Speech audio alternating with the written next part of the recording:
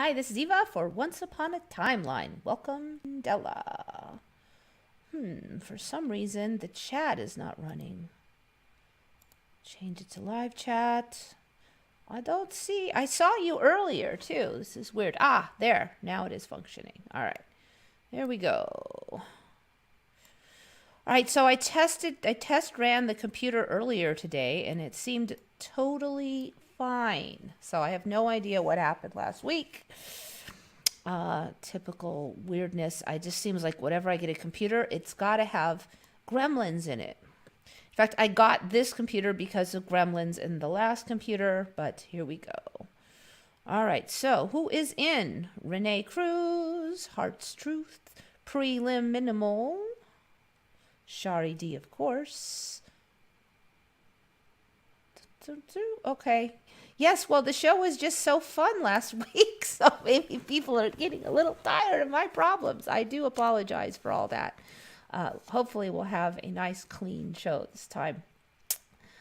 All right, let's see what you guys are. I didn't even have a chance to see what you guys were up to here.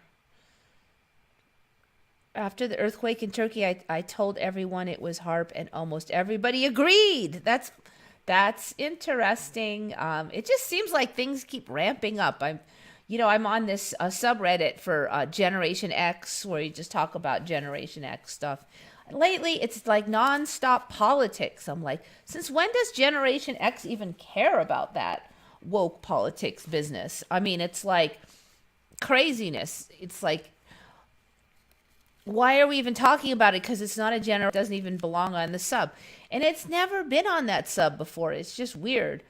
So, but then, like you said, a lot of people now are very distrustful of the other narratives that we're getting online. So it's like everything is just ramped and ramped and ramped. They are everyone are star forts. Yeah, I know. It's crazy. Remember, there was just a few when they were tiny. So I just saw some new styles of them, and I'm going to cover that in a bit. But I want to cover this other one real quick first. People are getting some time off.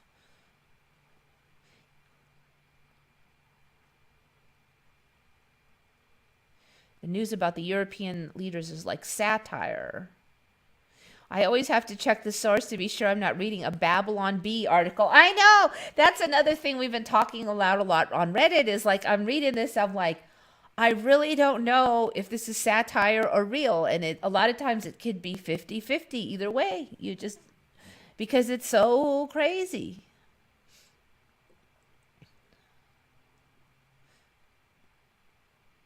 So I guess the latest thing is these 15-minute cities where they're like, we don't want you driving. You can only drive 100 days a year outside your 15 minutes. And, as an older person, I have on almost every rule ever know that it's a slippery slope because they start out very reasonable and then they slowly crunch it in, So, okay, it's going to be, a $5 fee if you do this. Now it's a $10 fee. Now it's a $20 fee. Now it's a $50 fee. Now it's a $100 fee. So like fix-it tickets were always free, but now they're still free, but there's a fee, an administrative fee, and the administrative fee just keeps going up. And I'm like, a fix-it ticket is not free if it costs $30 administration fee. And for those of you out of the country, a fix-it ticket is when a police officer sees a minor defect in your car, like say the tail light is burnt out, and they will sometimes issue a verbal warning and just say fix it, or they may issue a ticket, and you basically have to go fix your problem and then go back and show that it's fixed, and then they'll sign off on the ticket and it'll be off your record. So those were always free. But lately they're still free, except for there's like a big fat administration fee that they just keep at. Oh, well, it's only fair that we get the cost of the paperwork back, right? But I don't think $30 is the cost of the paperwork. Now you're just profiting off of this, So that just games like that they play.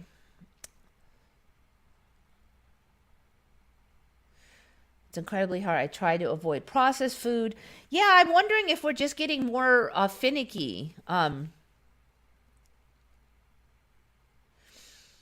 So, like the other day, I hadn't eaten chicken in a while, and then somebody made chicken and it smelled really good. And I hadn't eaten protein in a while, so I really craved it. And then I went to eat it, and it just tasted like dry and it wasn't that bad. It even dry chicken should have tasted 100 times better than that. I don't know why. It just was like, nah. Now the rice with a little chicken fat on it, that tasted amazing. So it wasn't that my taste buds were all not operating that day. So it's just weird because that chicken should have been good. The fat and flavoring from the broth part on the rice was good. So even me, the carnivore of the universe, is finding that I just I'm losing my taste for meat more and more. And just like I'll want it sometimes, but like I still like steak, but not very often. And if I eat it, too often, then it doesn't taste good. I really am enjoying baby shrimp. That is like probably my favorite protein source anymore is little baby shrimp. But not as good as I used to enjoy them. Sausage, yeah, sausage has started to really not taste good at all. Used to be bacon. I love bacon. Now it's like one or two bites and that's it. It's strange.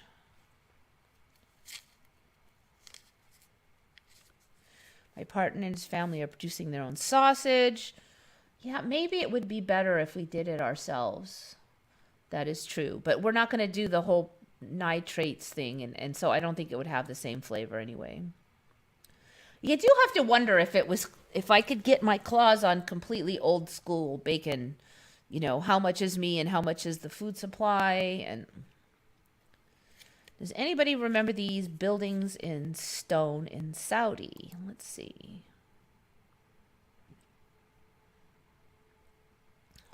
Saudi Arabia, that is. So my stepfather was from Philippines and he worked in Saudi Arabia, and they always used to call it Saudi. So we're going to work in Saudi. So I've gotten in the habit of calling Saudi Arabia Saudi. Oh, I think we had this on. Well, I better not, because it's a video, right? Okay, I'm kind of assuming there's no sound on, hopefully, because I could get like a copyright. Wasn't really paying attention there. I think we did have it on that Saudi got like a mini Petra somewhere along there. And I think we've had that on once. I'm not 100% on there, but I don't remember Saudi having any mini Petras. Yeah, I think, didn't we have this on like 2 years ago where they're like, well, few people know that there's actually these stone buildings here. And then there was this whole storyline of, well, Saudi Arabia didn't really want to have too much damage to their artifacts, so they didn't make it well known, and you had to be an archaeologist to go there, and that's why nobody knew. And to put this in perspective, right here is a dude. So this is a big building. Scroll down, scroll down. This guy right here, that little bitty, that's a person. So this door is going to be, maybe 18 feet high, I would guess, just to here. So then this is going to be like around 40 feet high. I'm just trying to think. So this is like really big. It's massive. I think these have gotten a little larger than last time we looked at it too. Okay, come on, computer. You could do it. You could do it. Or not.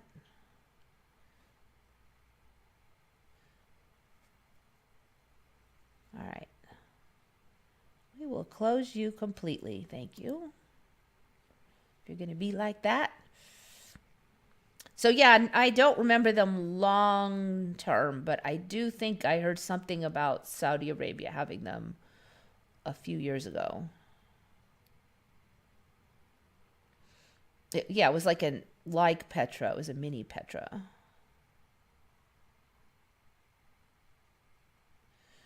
Let's see, somebody's talking about crazy scripture. Um,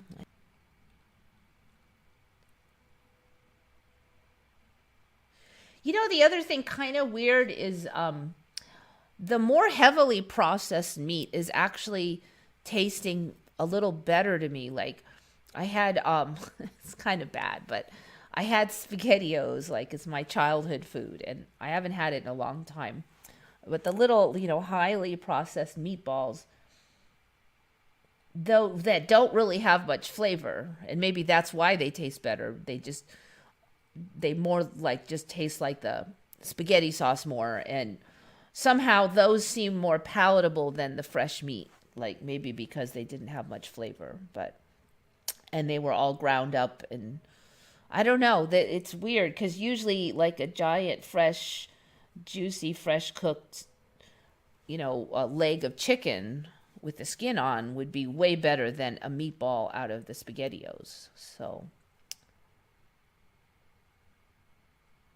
I don't know if I'm losing my mom to surgery in 2016, and life has never been the same. I do hear a lot of people say that like a big thing in their life will mark like a shift in, like it seems like it marks a shift in reality. So even if you don't go into surgery, but you just have I almost fell off the cliff, but then I didn't, or I almost had a car accident, but I swerved the wheel just in time. I've heard a lot of people say, and things were weird after that. Another one has been after being ill, even though you weren't that ill, like a nasty flu kind of ill, or even like traveling. Like I traveled over to, Europe and came back, and then things were weird. So I don't know if shifts maybe happen at a time when we're experiencing different things, and maybe that makes it easier to shift. I've kind of wondered about that. I've also have wondered though, well, maybe I died in some timeline.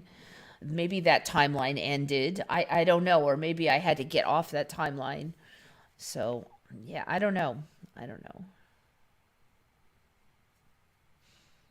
How did he ever make those? Yeah, they're coming up everywhere, those crazy Petras. In millions of underground caverns, tunnels, a lot of them man-made from unknown or known reasons, and everywhere. Oh, it turns out that such and such city actually has an entire underground city under it that you never heard of. Now this city has one also. Oh, and this city has one also, and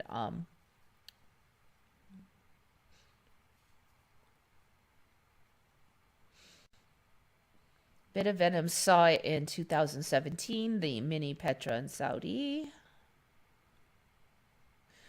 Could live on strawberry, oatmeal, and bananas. Yeah, definitely baked potato with butter. Yes, baked potato with butter is definitely something that my brain is enjoying more and more. And some salt. And a salad, yeah. Yep. I haven't quite figured out the dressing that really works for me, though.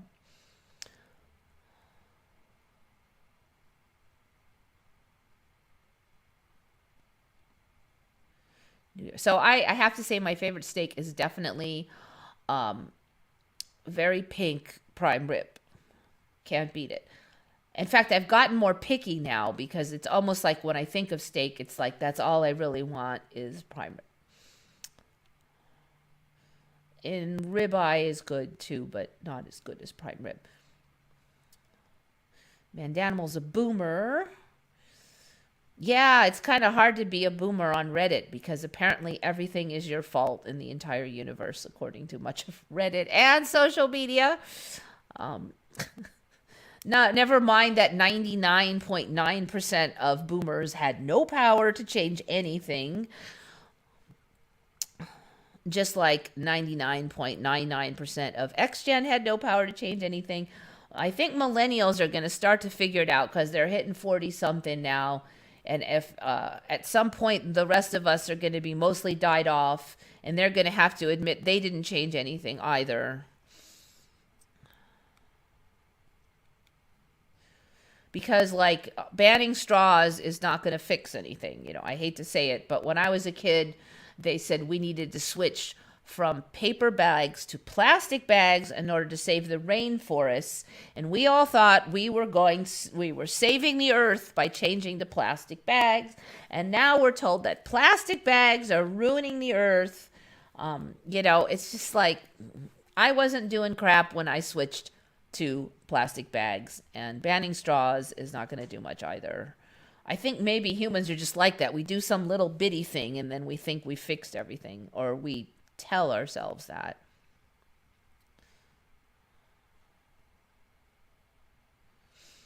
Baby boomers were 1945 to 64. Yeah, I think that's about right for boomers.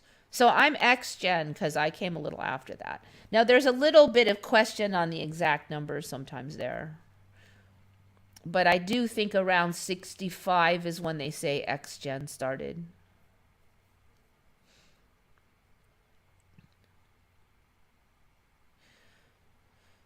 So I know there's been a lot of talk about the monetary system is going to collapse any minute. I would caution against that fear porn. I do think it's easy to get sucked in, but I've been saying this for a number of years ever since the pandemic started, is that there's it's a fear porn sandwich on both sides of the fence. One side of the fence is told the environment's about to collapse and all this stuff. If we don't do something right now, and the stuff we're doing is not going to do anything. I mean, making carbon credits is not going to save the world, And then the other side is told that we're all going to be in famine and starvation in any minute now, and the entire bank system is going to collapse. And they were saying the same thing like 3 years ago with the lockdowns. It's going to collapse, and I see less evidence now that it's going to collapse than 3 years ago before the lockdowns. So I would just be very cautious about getting too sucked into that. Consider that it may well not do any such thing. What we tend to see is the real reality goes down the middle somewhere, neither the best case nor the worst case scenario. It usually tracks down the center, at least globally. We Gen Xers have been fighting the boomers since the 90s. I don't really feel that way. I never really felt like I was fighting against the boomers personally. I do think that the attitude was a little different then, when we would argue with the boomers because they had different ways of thinking. But I never thought that they were at fault for the entire world. I just thought that, they maybe need to lighten up a little or chill out, don't be such a tightwad, those kind of things, and that was a lot different attitude than kind of what we're seeing now.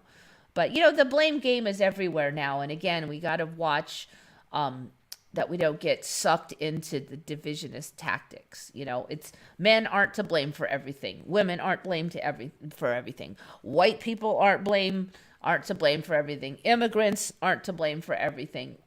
It's just people are taking issues that are an influence and acting like they're everything, and they're not. The boomers famously said, "Don't trust anyone over 30." Yes. Yeah, and it's so ironic because for some while there, the millennials were saying the same thing like they thought of it, And then we would remind them that the boomers invented that, and then they suddenly didn't like that term anymore. But but yeah, I think in a spiritual way, the boomers and millennials actually have more in common than they'd ever like to admit. But the boomers did grow up very different than their 60s childhood would have suggested. I never agreed with the mainstream version of generations. I find it inaccurate. Well, it's always going to be a hugely generalized term, and there's always going to be so many people that don't really fit into it. And I think that the differences are mostly because they grew up in different environments. It's not like, well, I would have said in the past, it's not like they're genetically any different, but now I guess we are genetically different. At least the Mandela seems to indicate that. So that could be it too, I've been Goss since 92, so I feel some animosity for how boomers have always treated people like me. Well, we're going to always see that the younger generations do things that the older generations feel are shocking, and then they will wag your fingers. They will wag their fingers at you. So we do that now, with at some of the younger kids certainly, and I think that's just something that always will happen. That the younger generations are kind of running out of shocking stuff though, so they're having to really work for it.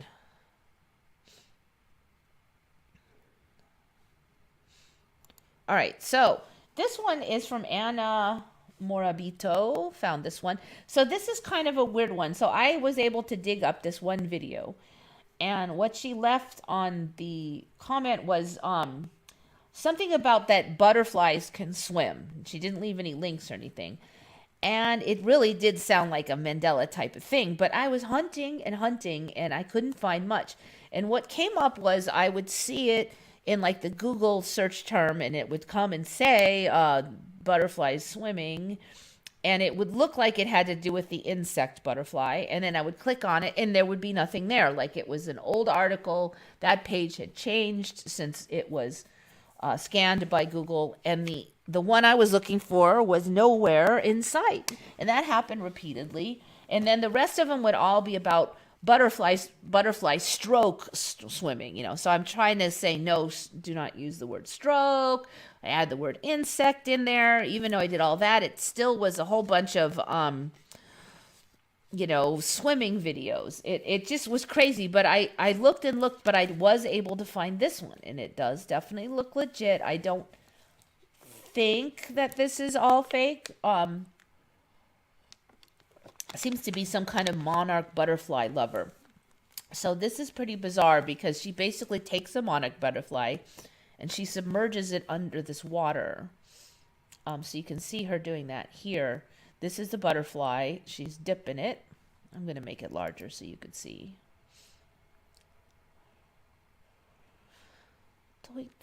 She dips it in there. Okay. Then around here, she lets it go. And you can see it swim out. But even more than that, watch what happens here. So there it is swimming up. So it's moving its wings almost like it knows it's underwater or something. It's pretty bizarre. But there, it just flies off. So that's pretty crazy. It not only can swim from the bottom, and it really almost looks like a special swimming stroke or something, but it also is not stuck on the surface. So in the past, you would see insects like the wings would be way down on the surface and they couldn't lift them out of that surface tension of the water. And I would have thought it'd be worse now because we've talked a lot about the potential that surface tension of water is a lot stronger now than it used to be, potentially, for a variety of observations. So I would have thought the butterfly would be even more stuck, but then again, we're seeing that animals are getting stronger and more versatile. So I guess the stronger versatile factor won the day here. But I just don't get tired of watching this one video. Truly awesome. So butterflies can swim. Now, I did see one Quora question about it, and somebody was saying, well, how come I still see butterflies dead floating in my swimming pool? And the answer was maybe it's because they were like at the end of their lifespan and didn't have strength, or maybe because they were poisoned by the pool chemicals. And so I don't know. And like I said, I couldn't find too much more on this, but again, it was because 99.9% of the search results were all about the backstroke. I remember LA clearly at mid-coast of Cali. Now that's a lot more than I've ever seen. It always was towards the bottom for me, and Sacramento was close to the middle, and that's now way up north. Which that one actually trips me out. So, I mean, I do agree that I think San Diego and LA have slipped down, but not that far.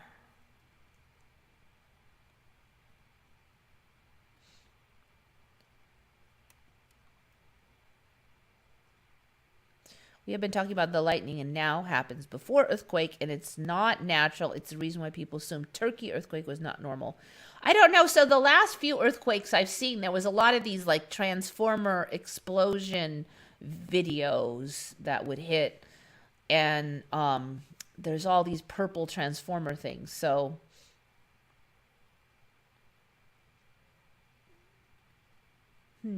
okay, what do we got here?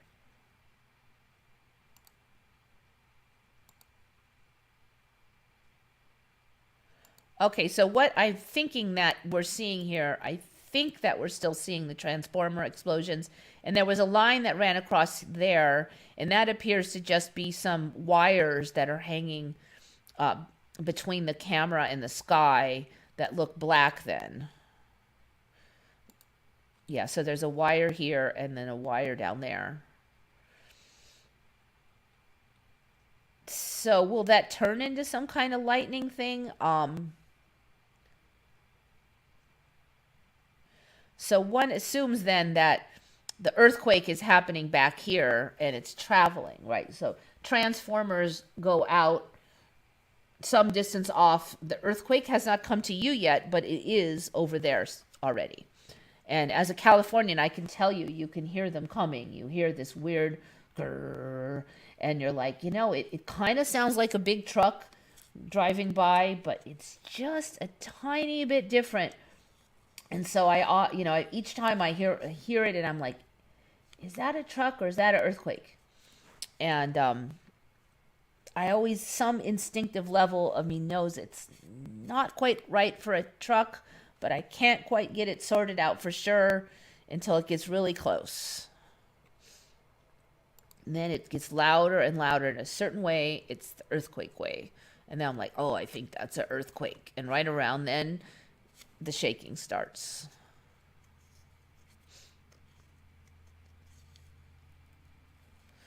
Okay, so like I don't, that was the storyline in the last big earthquake, was that's transformers, and they're bluish. I really don't remember, 10 years ago there being really blue, huge transformer fires anyways, but that is a thing now. Will that grow into something else? Maybe, and maybe it will be lightning. Maybe it's lightning right now if I really looked into it. I don't know. Maybe a lot of people thinking it's lightning will make it to be lightning. Family and friends acting like they're not the same people. More cold and just strange. Yeah, it's interesting. Some people are saying, oh, it's long COVID. Oh, it's the arm pokities. I've definitely noticed changes in people who have neither of those. I've noticed changes in myself, probably not as extreme as some of these others. It does seem like some people are really different across shifts, and other people are much more even keel across shifts. We were called the me generation by older folks. That is funny when you think about it. Yeah, Gen X, I do remember them vaguely saying that. I don't know. I kind of wonder if I've gone through different timelines, though, because I definitely remember a long time when they said X-Gen was the hardest working generation of any generation before it. And then for some years it was like we were the slackers. I'm like, wait, we've been the hardest working generation. Then they had it calculated by like man hours put in at work. It was the calculation that said we put basically several more hours a week in than any generation before us. And that was early on when I was like 18. They were already saying that about us. So then it was way later that I heard this me generation thing, and it did kind of fly in the face of what I had heard before. So I'm not really sure on that one. Never heard of supermoons until a few years ago. And now I guess if there's supermoons, micromoons make sense. I actually have not heard of micromoons until you just said it, though, Salty Dog. So I heard of supermoons around 2016, I would say. It's 15, 16, maybe even 14. No, so somewhere's 14, 15, 16, somewhere around there. I actually remember the first time I heard of it too. It was on the radio. I'm like, what? But that's the day. The day is the first time that I saw a moon in the daytime. And it was near sunset, but yet nevertheless, it was during the daytime. Was the first day that I heard of the supermoon mentioned on the radio. So it was a very strange day.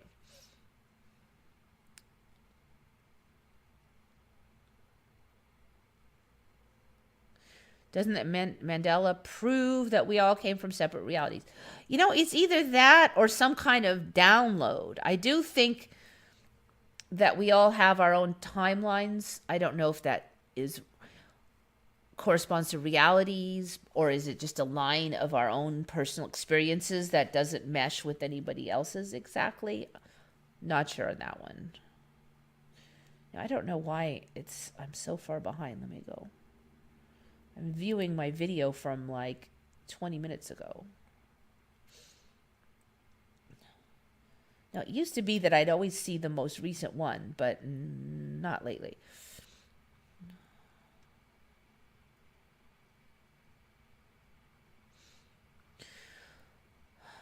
I don't drink or do drugs, and my mind is in a bad place. Yeah, I don't drink either. I'm not sure if drugs like occasional psychedelics is always bad. It may help some people. In fact, that's something interesting about the current timeline, that it does seem to be more therapeutic for a lot of people. Not to do every day, of course, but so what has helped me? Eating healthy has helped me. I think now, like stuff like maybe gluten, maybe dairy, at least for me. I don't know if that's true for everybody. A lot of sugar. Some sugar is okay, but a lot.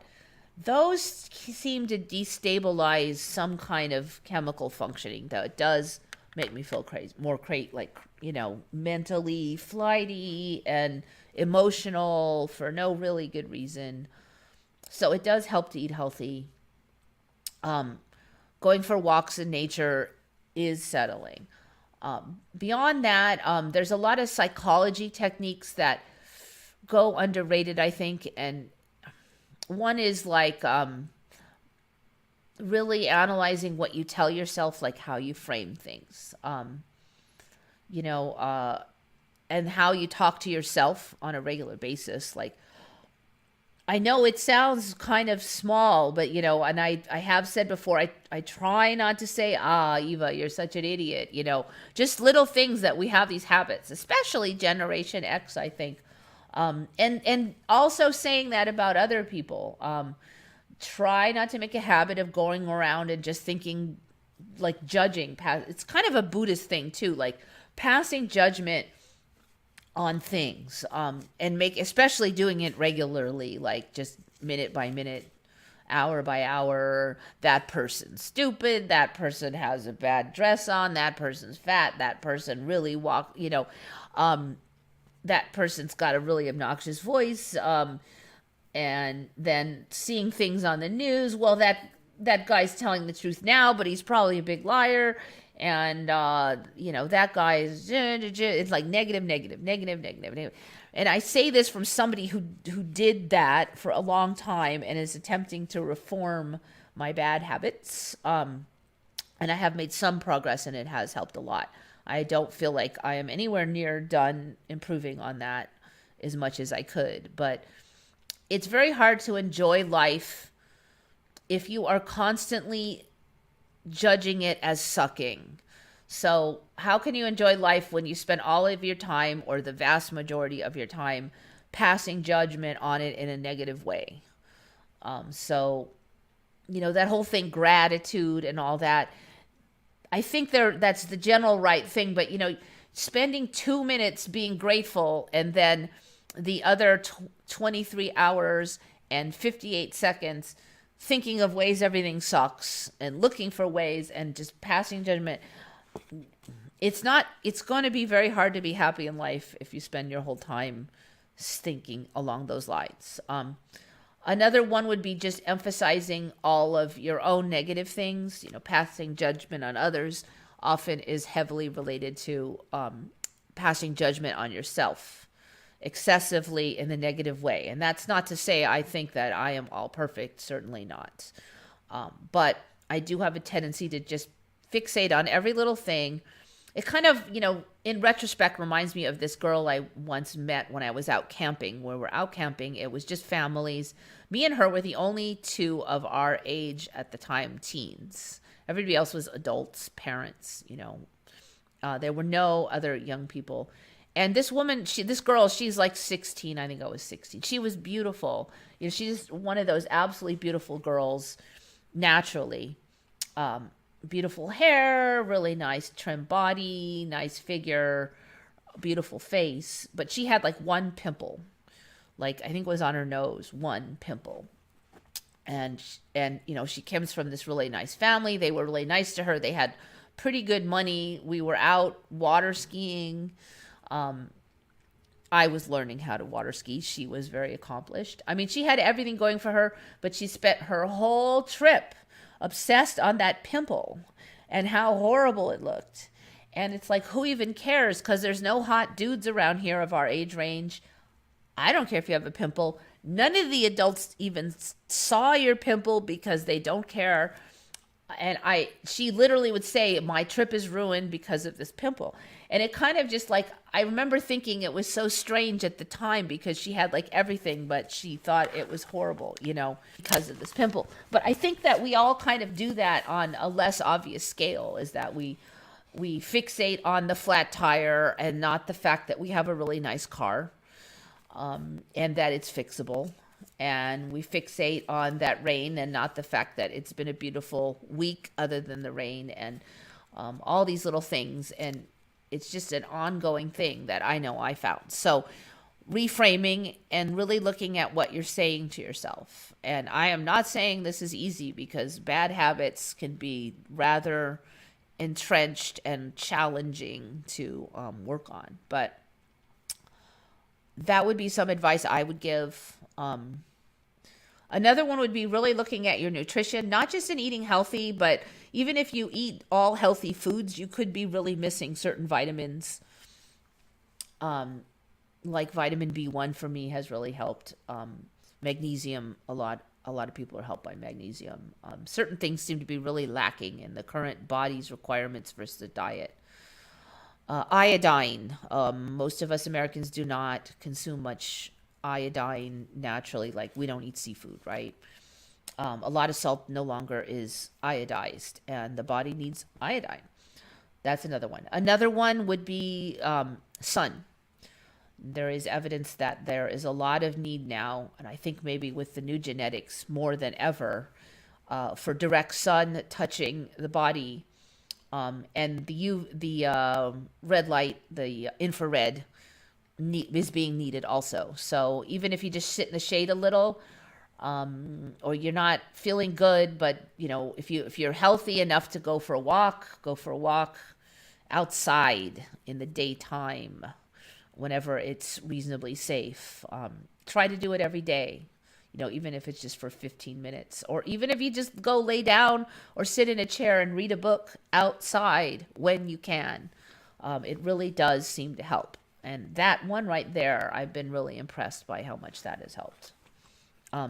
If you already do that, then it's a moot point, but I really wasn't, because I had become such a night owl. So those things are things you can all work on, and I don't think that there'll be any dangers to doing them. So that's the other, and they're pretty much all free. If you shore up your body strength and your balance there, then it becomes a lot easier to deal with other challenges too, like family and stuff.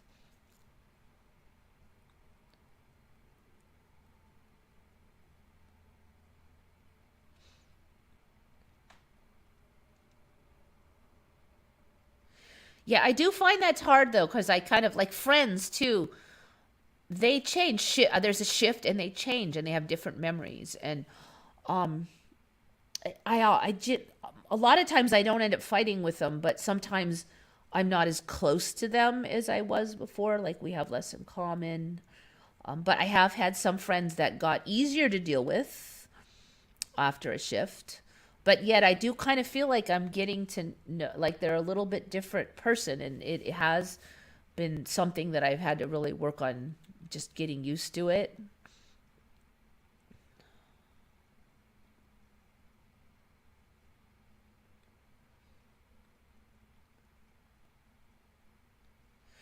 What will the world look like when the boomers start dying off? That's interesting. And because their energy will be gone and the energy of the younger generation will be here, but we'll have, Gen Z also there kind of anchoring too. And I do think that Gen Z might be more like Gen X. So maybe there is a pendulum, of balance that they go back and forth to kind of keep it down the middle. So Gen Z is just sort of feeling their power, right?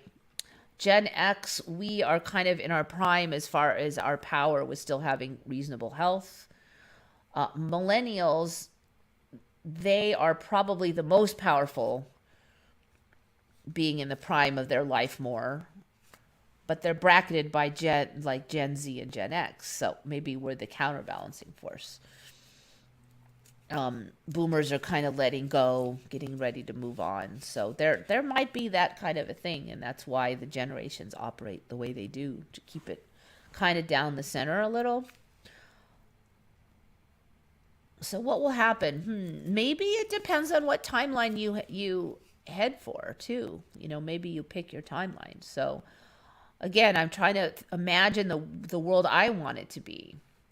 And I don't do it in real, like, I don't want to say, like, I imagine all those nasty Democrats all shoot to Mars or something. I don't do it like that. I just, not with hate and not with judgment, but with, like, I wish that there was less war and more peace and more prosperity, and people were more friendly and easier to get along with, that kind of thing. So positives, look for the positives. Imagine the positives. Imagine what that world will be like. That we could do this and we could do that and we could travel easy and we wouldn't have a lot of living expenses and we wouldn't have to work so hard, and we knew how to have fun and we were better at it and we did it more, and more art and, those things. I think if you do it in a really positive way, then that really helps pave the way. So, like, instead of focusing on money, which is kind of a double-edged sword, it's like, well, I just wish that I could do fun things I want to do, because that's really the purpose of money, right? Is to have fun things. So, in that way, I think that's probably the most effective way to manifest.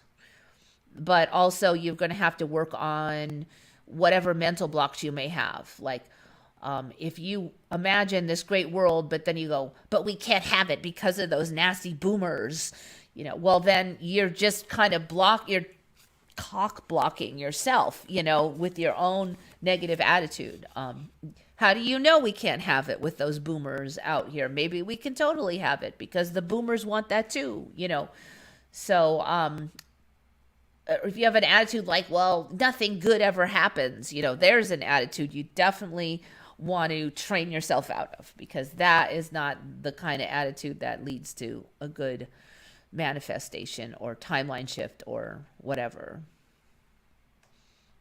What's it like, USOs, UFOs? Oops, I think, so, like I said, I'm not saying any of this is easy. It's not. It's baby steps. You just try to take one little step in that direction and develop one little bit better habit, and then kind of get that one entrenched a little, and then one more little habit, or you see one more thing that you're doing that maybe is blocking you, just step by step, step by step. And think of all your successes. I think that helps too.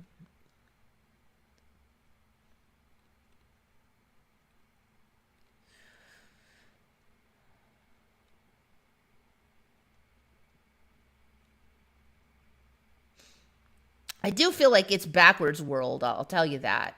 black holes are emit light, and lemmings don't jump off of cliffs, and skunks do not have one stripe, and a million things just are opposite land.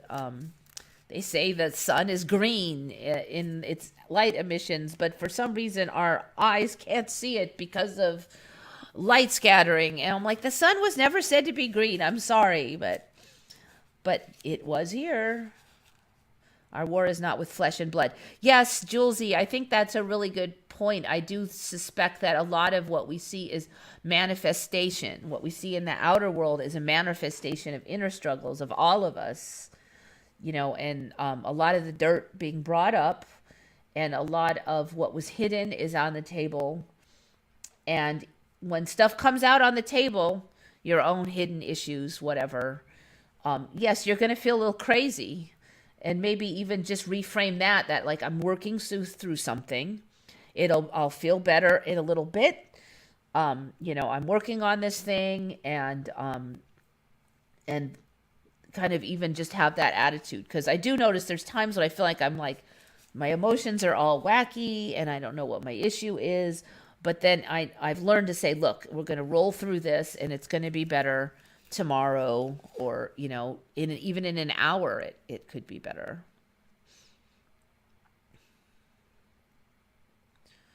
If this is the afterlife, where did the people who die go? Yeah, I'm wondering if it's more like purgatory or something, like maybe there's levels, like you work your way up like a video game, where like we were on level 2 and now we're on level 4 or something. Gen Xers and millennials get along really well. I don't really see that so much. I don't know. I do feel like a lot of millennials lump Gen Xers into the boomer category. Like everybody is older than them is like a boomer. And a lot of millennials don't even know that Gen X is there. There's just there's millennials and old people. I mean, I don't want to categorize it across a wide range, but I do see that. Gen X was the last generation to grow up without the internet. So I do think there's a big divide there for that reason, I suspect. It's just a whole different life to grow up with social media on the internet than it was to grow up running around outside with your friends and, only wall phones and no connectivity, really. I need the walkthrough of this game.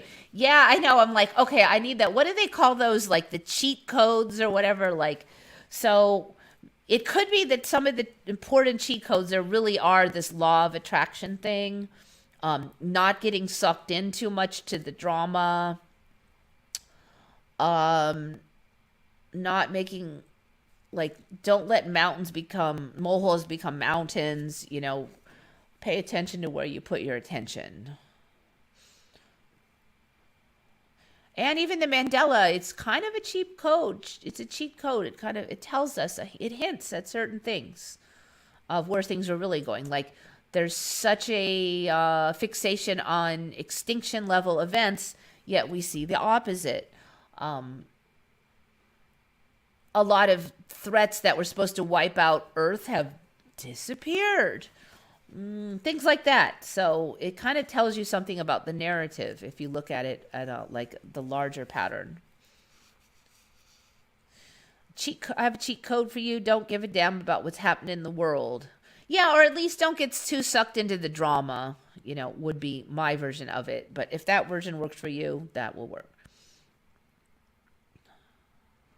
I just don't feel like this is normal death. I mean, I don't know. I'm not an expert on dying, but it feels more like an evolution thing, like a slow evolution.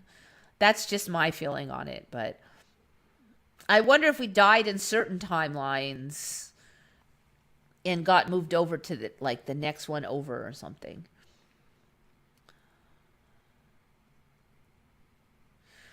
Maybe I'm weird, but I can relate to millennials and Gen Y. Is that Gen Y or is it Gen Z? I thought the young ones before millennials was Z. I could be wrong on that.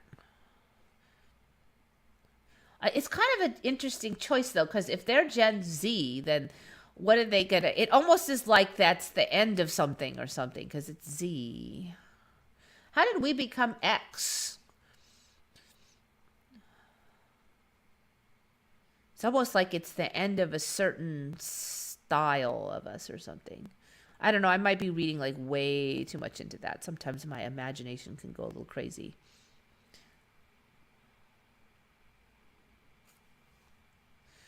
We are all being controlled to some degree by the generational families that hold secret knowledge.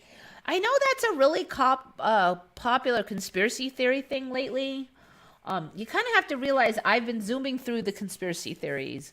Well, it's very hard for me to get too set on any one of them because first it's this, and then 2 years later this is the fact conspiracy theory, and then 2 years later I'm over here, and no, it's all this, and then I'm over here, and it's like it just keeps changing. It's like, somebody's changing the channel on the conspiracy theories. So I have a hard time getting really sucked into any of that. And I more like look at it. I sit back and I'm like, I don't know, maybe not.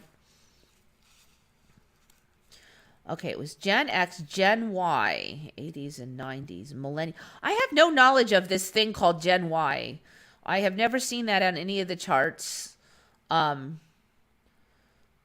If you were born in up to about 75, 80, then you were a Gen X. And then it was millennials. I don't know anything about these Gen Ys. I've never seen that on a chart of the generations. And I'm on subreddits for Gen X, and we're always putting up those charts. And I've never seen it on there. So I don't know. I don't think it's one of the more popular subdivisions. So 90s, let's see, 90s. 90s is millennials. Millennials are like getting to be 40 now. So like, and Gen Z is hitting their 20s. So if you're like early 20s to about 40, there's about a 15, 16, 17 year range in there that's millennials. That's all I've known for that. So some people, I don't know where exactly the cutoff is, I'm not sure exactly how old Z, maybe Z can be up to 25 now. It's somewhere around there in 2025.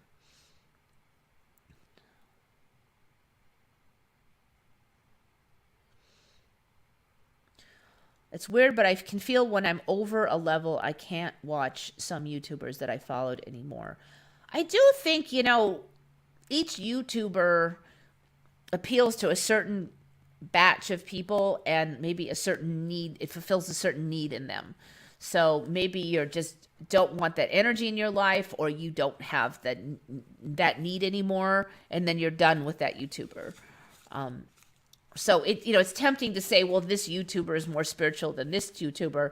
But I think in the path, you relate to maybe the one that's just above you, and you won't relate to somebody over here. Or maybe you just need to come in on a different road, and this guy's coming in on this road, and you don't relate to them, but you can relate over here.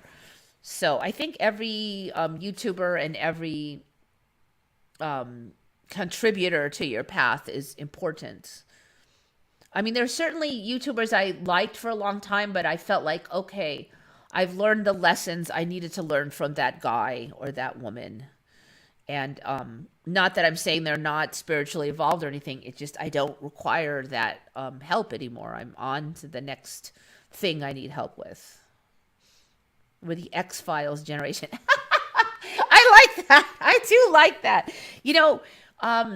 Ghosts and a lot of that stuff, and aliens really did, the whole interest in them really did flourish under our, don't see that mentioned often, but definitely. Yeah, see, who was Generation A? I don't know. Well, I kind of wonder how I have never heard the X-Files being explained as the reason why we were named Gen X. I do like it, but I don't think that's the real reason. So after boomers is, they call it silent generation. So the parents, the one right before boomers. So there's still some of those out there. I believe Biden is a silent gen, and some of the older politicians are silent gen. I'm not exactly sure why they got that name. Actually, I probably should look it up one of these days. Silent generation. So, yeah, again, I don't know. That's why I think it's weird that there's this generation called Z. Like, where did that come from?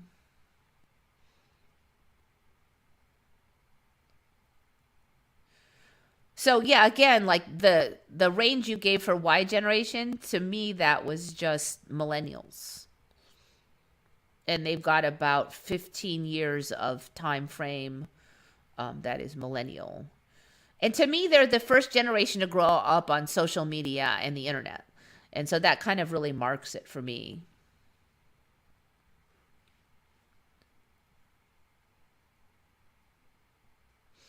I mean, there's a couple of YouTubers I still watch just because I kind of like them, but I find myself just having them on in the background because I like their energy, but I don't really need to learn their message anymore. So sometimes it's like that too. Like in one way, I'm bored because I don't need to hear that anymore, but in one way, it's just kind of comforting. My brother's Gen Y. He's too young to be Gen X. Yeah, those are millennials for me. After about 75, after you're born around after about 1975, then you're millennials until about early 90s, maybe somewhere around there.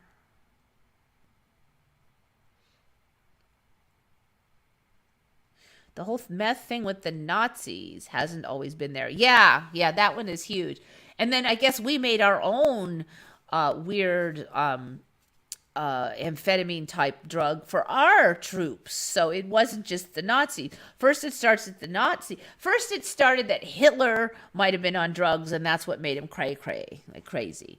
Okay. Then it's like, oh, all his troops, they took amphetamine type, some kind of stimulants too. And now it's like, oh, well, we saw them, and so we actually came out with stimulants and gave it to all our troops. I'm like, what? Man, this is like the drug user generation or timeline. Everybody's got to be a superhero. So sick of that crap. Yeah, I know what you mean, but I really, I've said this before, but I really suspect that a lot of things in the world are both a blessing and a trap. So, at a deep level, thinking that you are important, not from an ego driven, like I'm the Queen of Sheba thing, but like a confidence and a security. And I don't have to win in order to be important. I can just be on the team and experience the game and do my best. And doing my best is important, even if I'm not the team captain, right? So I think that's good. But then if it becomes a I get rewarded even though I didn't lift my finger thing, I don't think that's healthy. So I do think that in some level, having millennials there demanding better working conditions, expecting better working conditions, that may actually manifest better working conditions for everybody, not just them. On the flip side, there's a trap that millennials have to face, that they can become spoiled, whiny, and impossible to please. And we do see some going down that route more than past generations. So I think everything may be a double-edged sword in that way. And so once I start looking at it that way, it's just an interesting viewpoint where you don't get sucked into the drama, because you can look at it as both good and bad. There's this good side and there's this bad side. And some of the millennials are going to take the high road and some are going to take the low road. And they've got a different set of roads in front of them than, say, the Gen X's, which had a different set of roads than the boomers. And so we're going to see different behaviors. We're going to see different successes, and we're going to see different failures out of each generation. So if we fixate on their failures, that maybe they are the whiniest generation, okay? It's easy to go, you're so whiny. But how about the successes? What things what are they going to generate? More inclusivity. So we've seen some that are very inclusive of many different types of people. On the flip side, we've seen some that are the biggest finger waggers ever invented. It's like a very interesting dichotomy there. So good with the bad, bad with the good. the silent generation did their duty without complaining or protesting. More so, I would say yes. But then you get fixed in your ways. The bad stuff are kept, even if they have no real benefit. I think each generation has a new path I'm learning it's just a lot, I think, more fair to not try to judge generations as good or bad. They each grow up in a different environment. They have different challenges. So, every generation for eons has wanted a better life, an easier life, right? Millennials are getting that, but they're finding out the hard way that alone is not the road to happiness. So in some ways they're getting the hardest challenge because they have to find happiness now, with like the unvarnished truth in front of them. It's easy to think I'll be happy when I get this and I get that. Then you get the thing and you're not happy. Now where do you go? I think in some ways the millennials are facing that more also.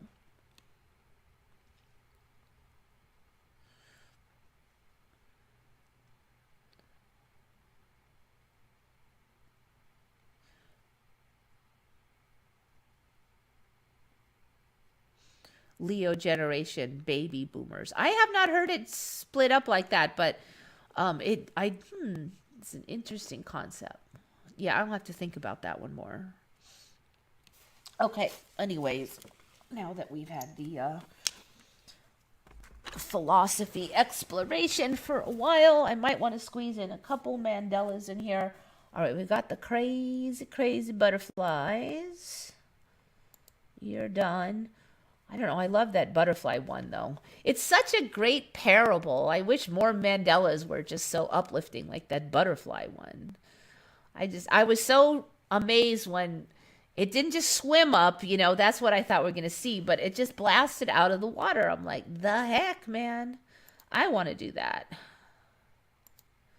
All right. This one kind of came up on Reddit.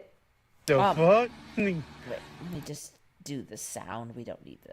Well, actually, the sound is pretty funny, but I'm afraid that I'll get a copyright if I do the sound. Okay, so there's this weird bug, and I guess it's an inchworm, but this is unlike any inchworms I've ever known because usually the legs are on the two ends of the inchworm, and then they go like this.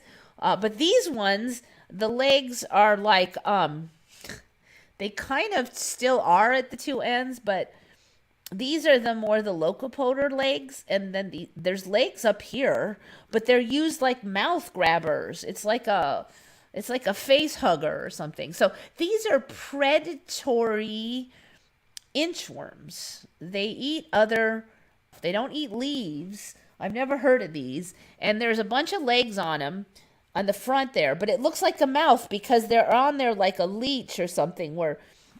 So he pokes this thing with a stick somewhere around here. Let me see where I can find that. And the reason this is viral is it's like these adult men are like, oh, what is that? And then like when the bug moves, they're like, yeah, they scream like a girl. Okay, so here he is poking it with a stick. This is kind of looks like a mouth, but when you really look at it, it's a bunch of legs around the mouth. All right, so when he pokes it and then it jerks and then they like jump back, and that's why the camera goes crazy. And so again, whenever one of these nature videos really goes viral, look for the Mandela is my feeling. I don't think we had predatory creatures. And here's another thing about this one. It appears to have, this is the bottom legs. It appears to have a weird little whip tail. And when I tried to look these up, I could not find if this is just something stuck to its butt.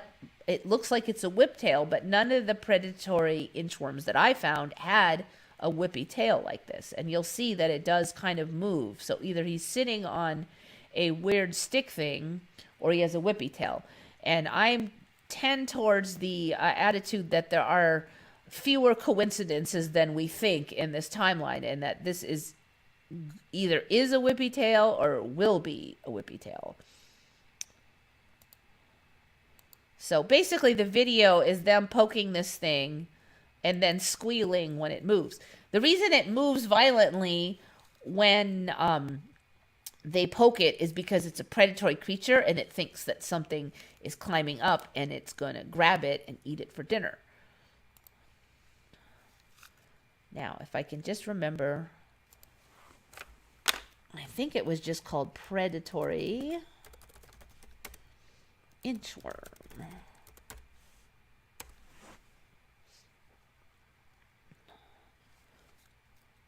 And I don't think these are considered uncommon. Meet the inchworm from hell, the predatory Hawaiian caterpillar. I really should do the wiki on these. Sometimes I'm like really busy when I find these and I scribble it down and then I forget all about it until like right now. So I don't always do all the hunting I should. Let's see. Okay, so you can see it is an inchworm, but the front of the inchworm isn't just a couple feet. It's these clutchy, face hugger, creepy business. So they're considered kind of good because they eat stuff that you might not like other insects. Another thing I'm seeing now is that it used to be that insects would have like one survival mechanism. So maybe they look like a leaf, right? So their survival mechanism was they look like a leaf. Okay. Now I'm seeing ones that it looks like a leaf and it has venom. You know, it looks like a leaf and it can do these other things. So there's like multiples. So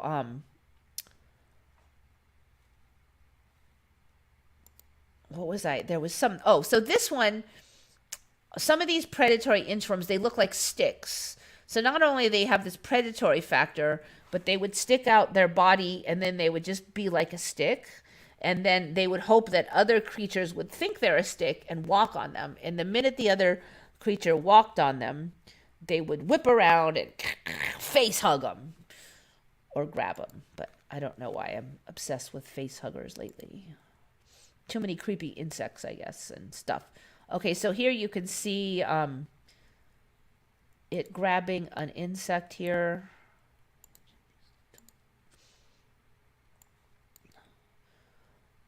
So these would all be clutched up like that, but here they've unclutched. They grab it, and then the mouth is right there. Very convenient. Now here is, oops, that one's a tiny one. You know, it's, again, it's, that one's moving. So you can see some of these really look like sticks.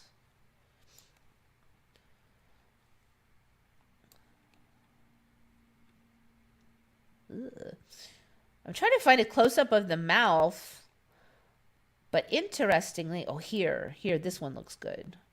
There were very few images that were big enough. Doink. Oh, now it's too big. Bigger than you want to see. Now I can't make, let's try this. Yes, there we go. So here is the mouth part, and these are all the legs with these clutchy claw thingies on them. And then there's the mouth. The real mouth also has clutchy claw, like fangy things. So it looks like a giant leech monster. Anyway, you get the idea. There's enough nightmares for now. Glad they're still small. I hope they stay that way, please.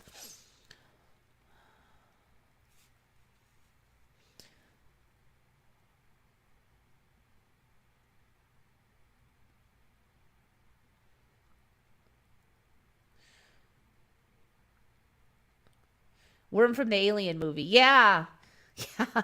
Next thing you know, it'll open its mouth and another mouth. And we already have creatures that have a mouth inside the mouth, so we've been working on the alien thing, apparently.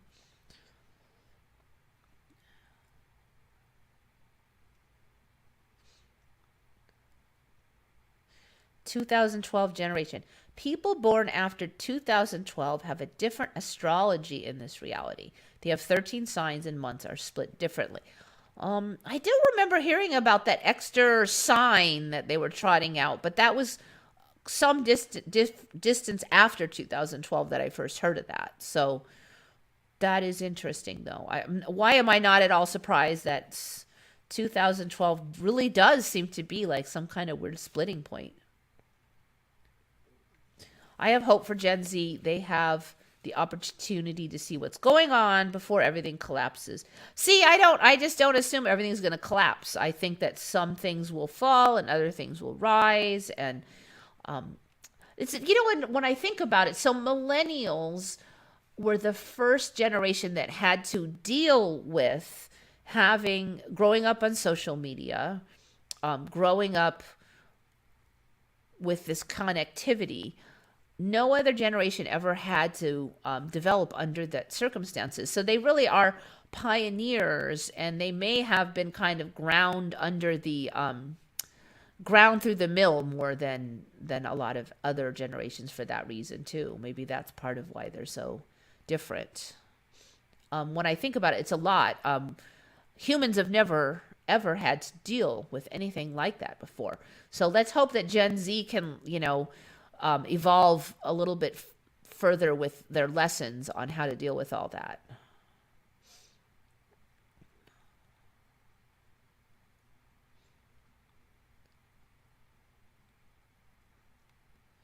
Please don't think about the Dune movie worm. Yeah. We have other creatures that are more Dune-like than that, sadly.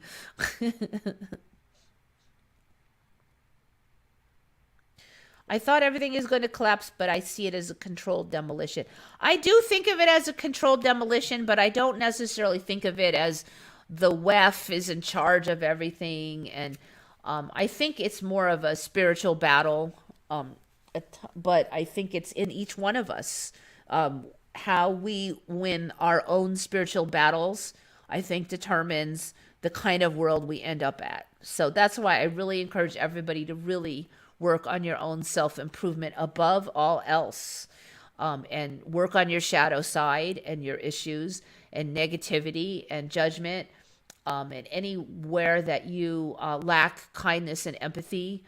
And I've been working on that more lately, and I think one thing that I really see that is it is stabilizing. I think this is something I probably should have said when that was asked earlier. When I spend a lot of time worrying if people will like me, if they will like me, and I will act right, okay? And that is kind of really me. And I do then worry, and I do think I spend a lot of time going through the motions of being nice and saying thank you, and okay, I've done my job. I said thank you. I said the polite things. I went through the motions. I focused a lot on action.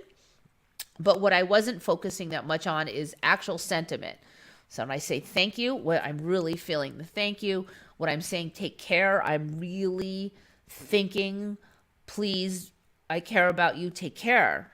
Like I really feeling it instead of just flapping it out my mouth, And I have found that when I reverse it like that, where I'm not being polite to you so that you'll like me. I am being nice to you because I want you to have a good day, that it's about you and less about me, and not saying that I'm not selfish plenty of times too, but moving it more in that direction, strangely and interestingly, actually makes me feel better too. I worry less about whether you like me if I am actually working on making you feel better instead of working on making me feel better or about me. It's weirdly stabilizing to care about others in a healthy way, not in a enabling, unhealthy way. But that kindness is stabilizing. It is very stabilizing. And it feels good on my side, It's just one of those Zen things that when you're trying to feel good, it's harder to feel good than when you're trying to make somebody else feel good. So there's like this huge benefit that I didn't realize was there until I really worked on it. I'm like, wow, this actually lessens a lot of my own insecurities doing it this way. I don't know if I won't say that's the end of the path, but it has definitely been a very useful lesson. And there's this reward to doing it that you feel better. I mean, I know it's cliche and tacky, but it actually does happen that way. Now, if you're doing that stuff just because you were told to and you were told you'll feel better, that's still going through the motions. You actually do have to have the sentiment behind them. It can't be a guilt trip. It has to be authentic. So, start little in ways that you can be authentic with, like just think, thank you to this person for bringing me this food. It's a hard job, and I hope you, just be authentic. That's all. I'm not saying act or anything like that, but baby steps. So, if somebody's screaming at you in traffic, you're not always going to be able to be the kindest person of the world, but a lot of things are practice and working your way up. Anybody heard about the Thai princess who fell in a coma 3 weeks ago due to the third shot? Okay, I have to be really careful here because I could have the whole stream canceled because YouTube is extremely picky about what they allow on here.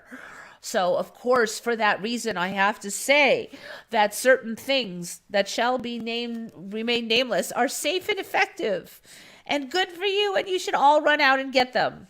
Yeah. Okay. Now that that's importantly said so that my channel will not be canceled, yes, I have heard about that, and I do feel that it is very interesting to see how the Thai government will move forward on that issue.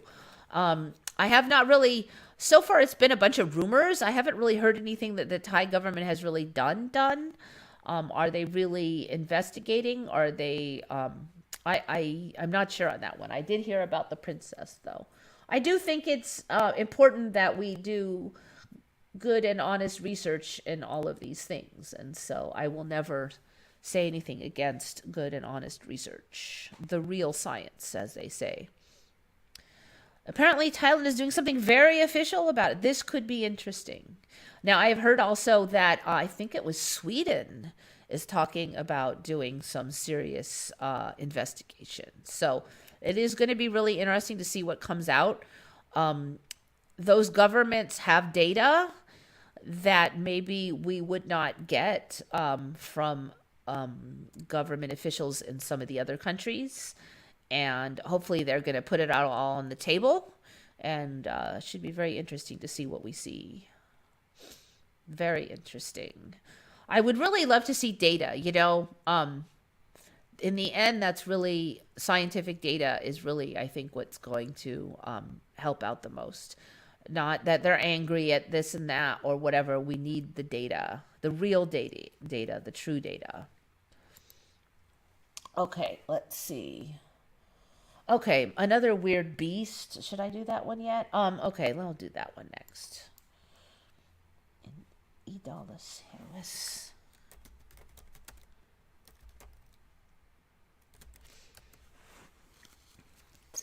Doom. I'm almost afraid to say it, but I'm going to knock on this wood gently here. Not really hard, so it shakes the whole computer, but the computer has been working nicely today. Thank you, computer. Maybe it's my own insecurities about how computers and all that work that makes them glitchy. It just occurred to me. To have more confidence. The more I say I have glitchy computer problems, maybe the more I have them. Okay, so this beast, Idolus herois, otherwise known as clown face moth. I kind of feel like this is just indicative of the current timeline, but apparently they have a moth that has a clown face on it. I have been looking at the weird fuzzy moths for a while, but I do not recall this guy. So you can see the face on there. I don't know if it'll... one of the things we see lately now is that a lot of animals have, even though the same exact species, there's a lot of variation in how the colors come out. So some of these, you can see there's like a nose, some cheeks, some eyes, and maybe a mouth right here. Some of these creatures, and then this looks like eyebrows, okay? And some of these creatures don't really have much of this mouth part, but then this ends up looking like the mouth. Whereas here it looks kind of like a chin and a beard thing. Anyway, clown face moth for a clown world. I thought I'd throw that one in. That was my backup plan for the thumbnail, but then I think I went with those weird star cities. Okay, star cities. All right, that one I believe is Citadel of Alessandria. I think that was the thumbnail one I picked. So, you know, they're just getting bigger and bigger. And stranger and stranger. So Citadel of, oh, that was the one I used. I did use Citadel of Alessandria. I'm seeing a lot more images of like underground parts of these star forts too. And they're pretty interesting, rounded, really cool kind of, what would you call it? Liminal space. There's a subreddit called Liminal Space where it just kind of evokes a weird feeling. It's not the standard style of construction. Underground under these things. So this one is Citadel of Alessandria. I think that a lot of these are in Italy now. All right, here's the top of it. So what's neat about this is when I was first seeing the star forts, actually I think I can find a better image of this here maybe. Yeah, this is better. They just had this part here where the pokey parts, I don't know what the fancy term for that is. But now it's like the outlines are just getting more elaborate. So first the pokey parts, then there would be a moat here. Now there's another pokey part, another moat. It's like I was telling somebody the other day, when you start doodling and then you just kind of expand on the doodle and then, oh, I'll make a bigger one over here. And I feel like that's what's happening with these star forts. So I was talking to, I don't know what name I should use for this person. So I'm going to use BK because that's the initials of this person. And we were talking about the star forts and he had mentioned the star cities. So I do think, now that I really think about it, we had a couple times on here where they were saying that some of the older cities might have been star cities, and there was little hints of like a star-shaped pattern on the outskirts of a few of them. But I feel like it's really grown a lot since then. First of all, because we have these kind of star outlines on top of star outlines on top of star outlines that we're seeing on these. But this one, and it's, you know, some of these are getting so big. This one is not that huge as far as the center, but it has that really neat architecture and underground parts. Was that part of it too? So like, what's up with this? Is that in there too? Apparently this is part of Citadel de Alessandria. Does that look like a fort? Oh my goodness. Now I'm going to have to click on this. Is this really part of the fort? Where they put like a whole church in there?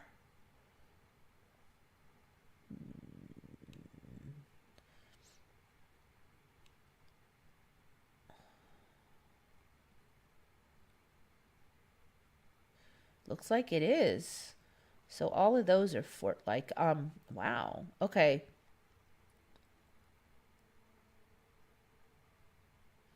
Yeah, so there was like a church in there.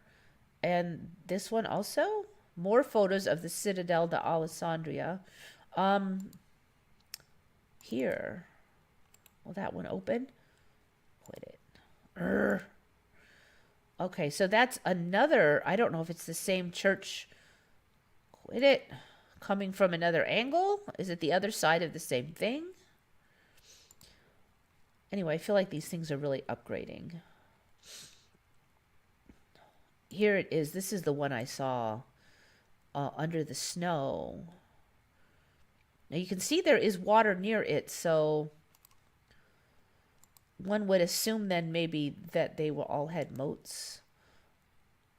It's very interesting to see it under the snow like that. Okay, so there's Citadel of Alessandria. Another one, I think this is the one I almost used. But I couldn't find a good photo of this one. It makes me wonder if it's newer. The Nosa Sea Hora de Gras La Lipe. This one I'm pretty sure was in Italy, is in Italy.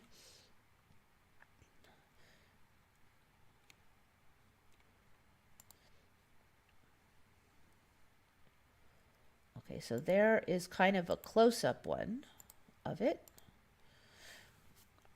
I'm not sure what all these dot thingies are. Maybe if I find a deep dive, I can figure what that is. They do look kind of old. This one's a really neat one. So this one's on a hill, and it has a different kind of extra cutouts, and that's here. Open image tab. Okay, so you can see here that they had the outline, and then another little outline, and then they built like this. And so these are like hills that go like this. Now these are supposed to be hundreds of years old. Are they over here scraping these to keep them sharp or what? Because it seems to me like these should have eroded over time, but they really look quite sharp. So this is on a hill. Did they not have water? What is the purpose of, I don't know. Maybe there is, because like the invaders would have to flop down into this ditch or something. But this is a different take on the Star Fort style than I have seen before. We have these little cutouts, the pointy parts here. I'm not sure what's going on with all this up here, frankly. I have not seen that look before. So it's not symmetrical.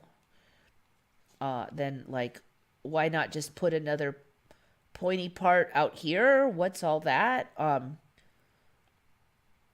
Was that the road in? Is that why there's all these dots in here? Has anybody heard what these pokey dots are yet? Because it seems like that's like a new addition to the Star Forts or something. Wow, look at that. Is that really what it... Holy hand grenades. This is awesome looking. I think that is the front of right there. Let's take a look at this. Page is missing. Of course it is. I'll just slide it over though so you can see. But that really is an ornate door type of thing there. Very awesome possum.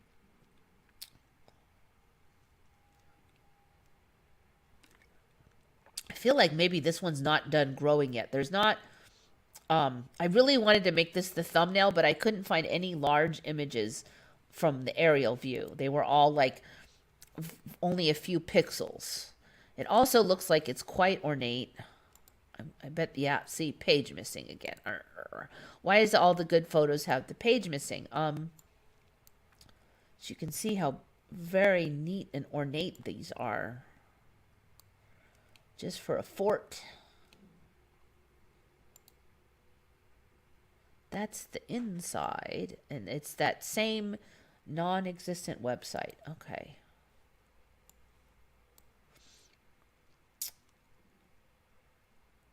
Yeah. Anyway, now let's go to this one. This is the one that BK was showing me the other day. Palma Nova, I think it is. It was yesterday, I believe.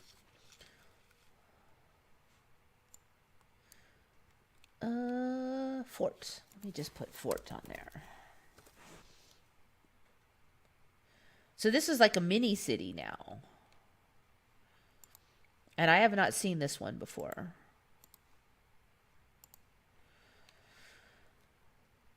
I think, was it this one they said there was 5,000 people living inside? Okay, so you get the pointy bits, then you get an outline, and then quite a bit of space, more pointy bits, and another little outline. So it's like a blooming flower. It just keeps growing. And look, this has got a separate little pointy bit way out here. It's like each one has its own petal formation or something now. You know, when they first came out, they were all very similar. in their style. You can see there's a lot of structures in here. This is really nice. So it's now not just star forts, it's star cities. Very much star cities.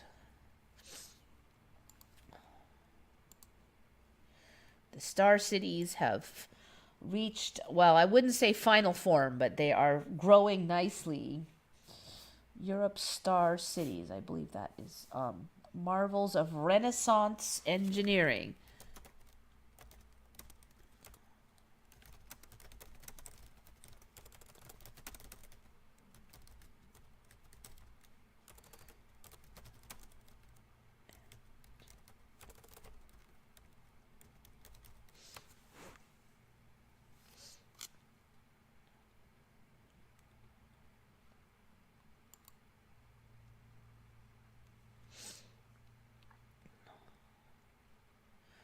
Okay, so again, there's a city in there, the Pokebits, water, these like free floating arrows seems to be kind of a thing now. Another outline, more water. Kind of starting to remind me a bit of Atlantis, actually, with the rings. Like there's a center city and then these rings of water. So Atlantis, it was rings, and these are pointies. But I wonder if maybe they will there'll be something where it sorts out. Maybe we will have a version of Star Forts that has pointy bits and rings, something like that. But yeah, with these double lines of the water, it is really starting to remind me of Atlantis more and more. In the cities, it's not just a fort. All right, so that was one of 13. Here's another one. So there's the pointy bits there. The separated pointy bits. It looks like there's two lines of water, one in the middle, like in an almond shape, and then the outside one. City of Brielle. There's the idiot. I think that might be that Palma one I looked at a minute ago. Portugal. Almeida. So quite a bit of city in there. Czech Republic. More of a traditional, original style, I guess I should say. But see, here's the pointy bits and then the separate additional points. They're not as separate as some of the others, but it's closer to the original. All right, so they only showed a few of those. I'm just going to do a quick image search to see if we see anything exciting, but come on, computer. You could do it. Oh, come on now. Don't be lazy. Okay, I'm going to come back and see what you're up to while it's thinking.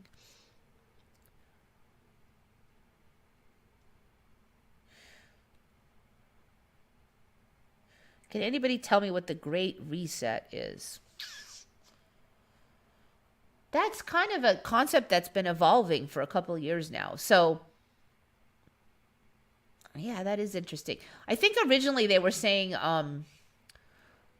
it was like a deep state plot to redesign everything so we're more like slaves, okay, with new monetary system, and that the current monetary system with the Fed and the fiat currencies would collapse, and they knew it was going to collapse, so they had to redo everything, and so they're trying to prepare for the collapse. That's the fear porn deep state WEF theory. But I think it could be, again, one of those things where you can look at it as a negative or a positive, and different people are taking different tacts on that. As a more general, like a collapse of the old system. But if done carefully, a rebuilding of another system underneath it that will replace the old system somewhat smoothly. I mean, at least, so it wouldn't be like everybody's not going to starve to death and stuff like that. So there's a theory that things have to there's got to be a certain amount of pressure and change an attitude in order to wipe away an old system of thought. And with that, an old system of doing things. And that's the pressures that we're under now. So I really do feel, though, knowing the Mandela as I do, I fear a lot of these things a lot less than I would have, because I really just feel that, like, by magic, stuff can get fixed or changed at any minute. So no matter how bad it looks, where it can look like, some giant calamity is coming, and then a couple years later, poof, it was never an issue. I do think we're going to have some rapid change, definitely. I do think that some of the old systems will go. Some people seem to think that it will be a system of post-apocalyptic mass starvation and scrabbling for life. I really do not feel that it needs to be that way at all. I would definitely be very careful about buying into it. I think it's definitely clown world. I will agree with you that. And maybe that's how we were maybe never really meant to take reality so seriously as we have. Maybe that is part of what we need to learn.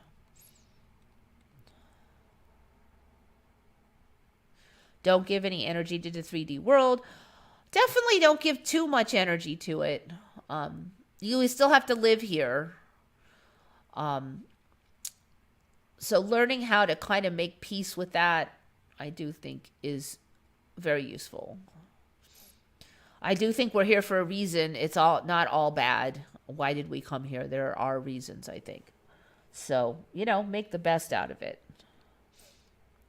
Do the best you can with what you got. Citadel in Dutch too. Stronghold. It means stronghold, fortress. Okay, cool. Reset everyone's money except the 2% across the world. Well, maybe that is not how it has to go. Maybe the reset is going to be different things in different timelines, and maybe in some timelines it will be the enslavement of the 98% to a greater degree. But maybe in other timelines it will be that a big chunk of the 98% wake up and start manifesting different things and having a different outcome. And maybe the machinations that we see happening now will yield a different result than the most negative one that you could possibly think of.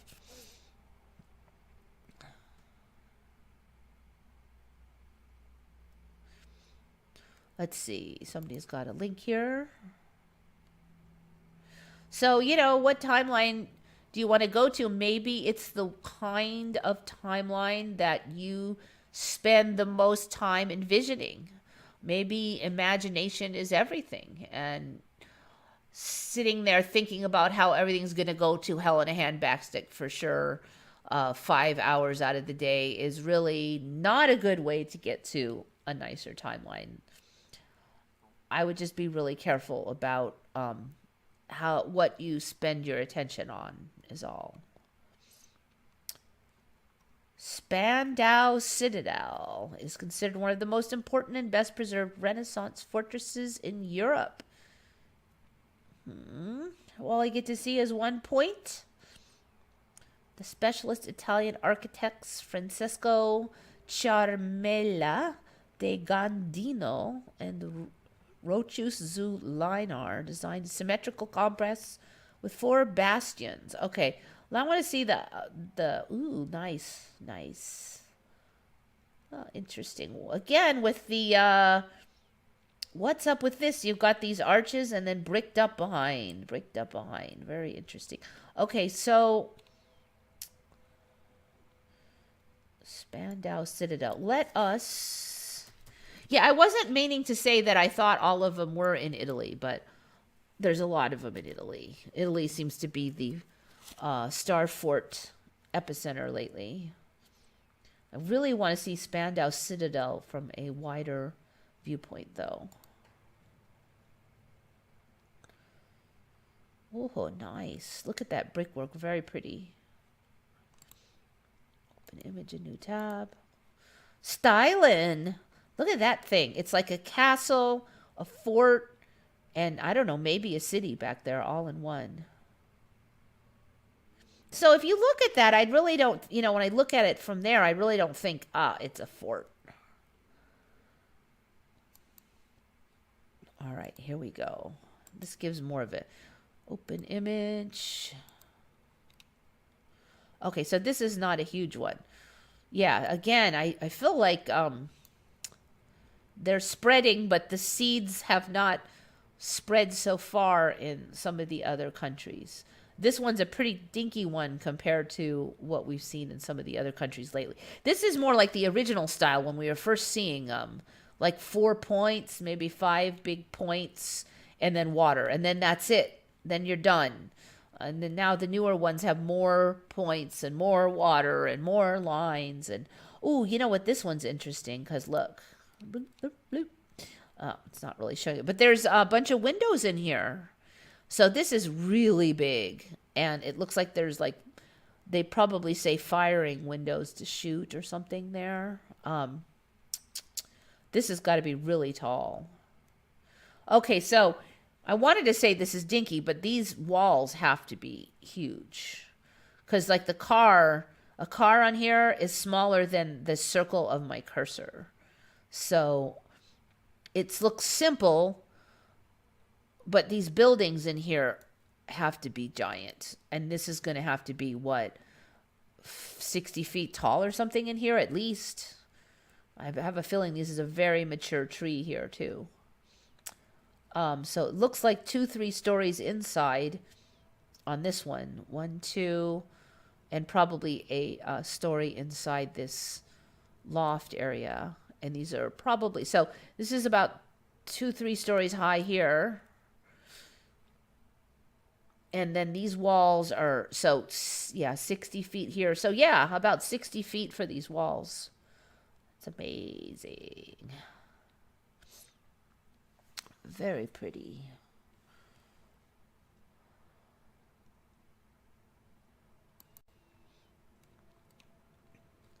Take a quick gander here.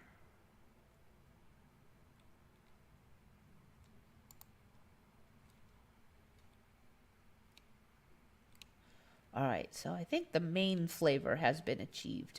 Ooh, nice. Open new tab. Wait, did I get it? Oh, it froze. Are you serious? Come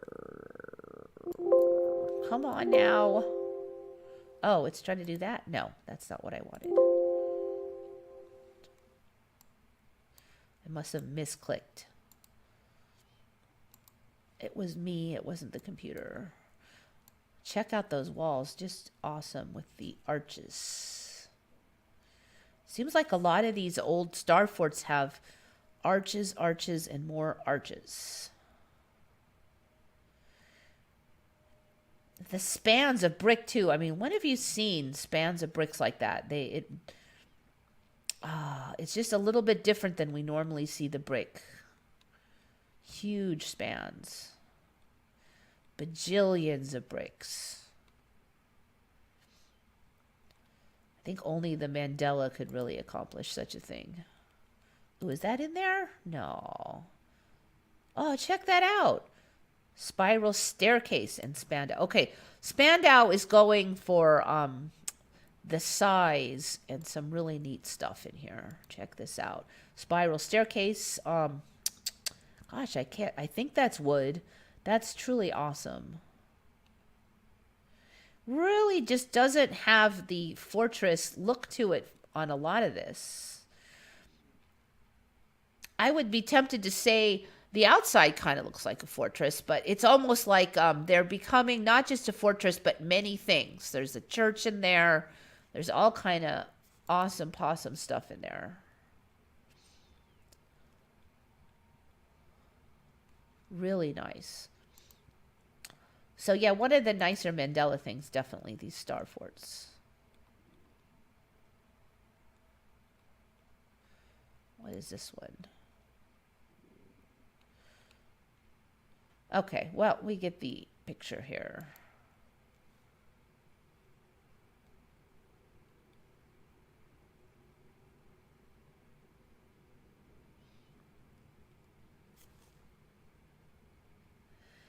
The Great Reset. 13 out of 14 people are eliminated and offered as a blood sacrifice to lunar gods when we begin World War III and the beginning of the overt Noahide laws. I have not heard of that.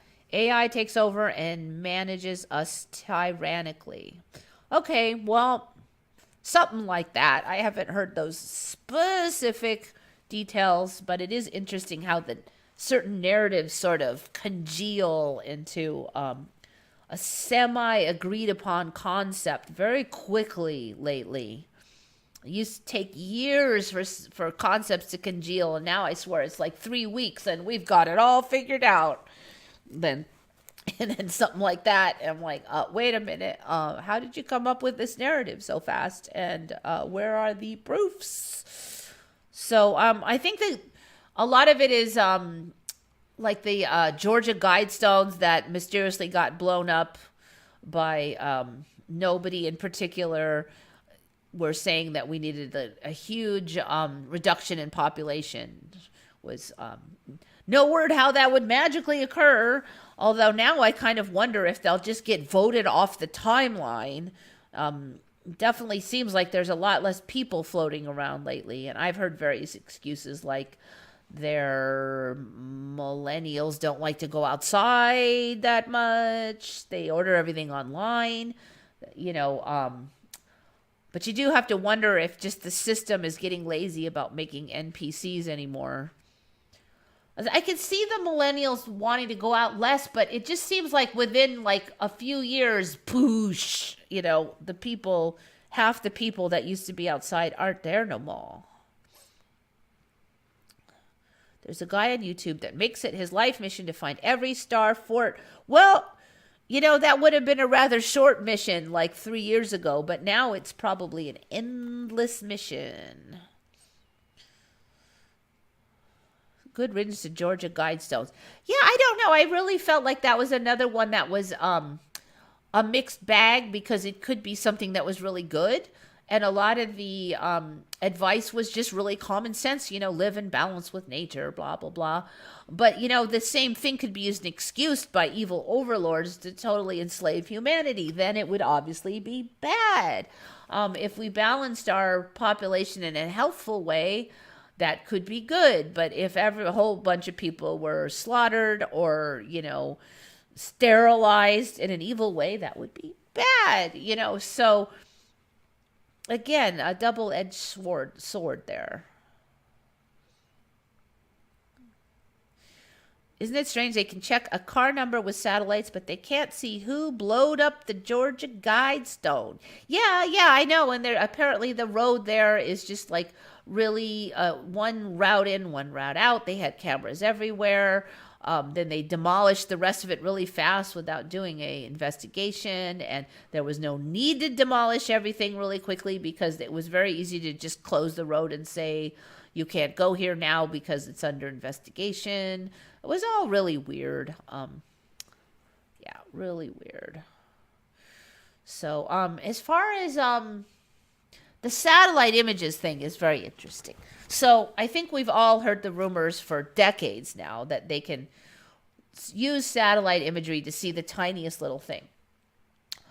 Even Google Earth, it's pretty good at showing, even though that's public and probably not half of the skill that they have, you can see pretty good. But yet, whenever the government releases evidence, it's 10 times worse. Most of their satellite images are like 10 times worse than Google Earth. And then they say, this is evidence that such and such attacked the ship. And you look and I'm like, I literally could be aliens from outer space. And I wouldn't know because of the poor quality of that video. So you got to wonder, and I'm trying to get it to make sense, but basically, if you look back, there were many, many decades where we're like, why don't we ever invest at the bottom of the ocean and learn what's there? We have the technology, yet we're going to space and we're not going to the bottom of the ocean, and it's ridiculous.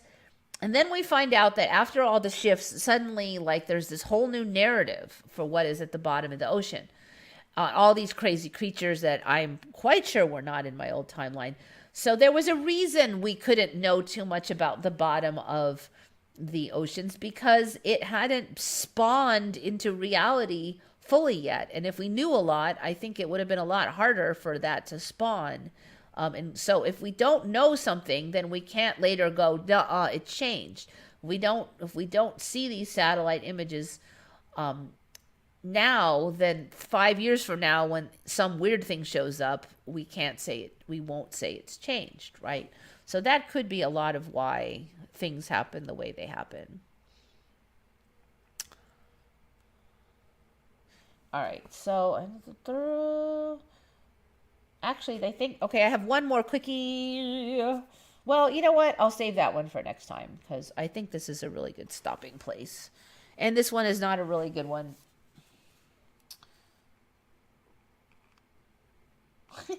I really got through like only half of my stuff, but all of this stuff we'll cover next week. I won't have to worry about not having anything next week.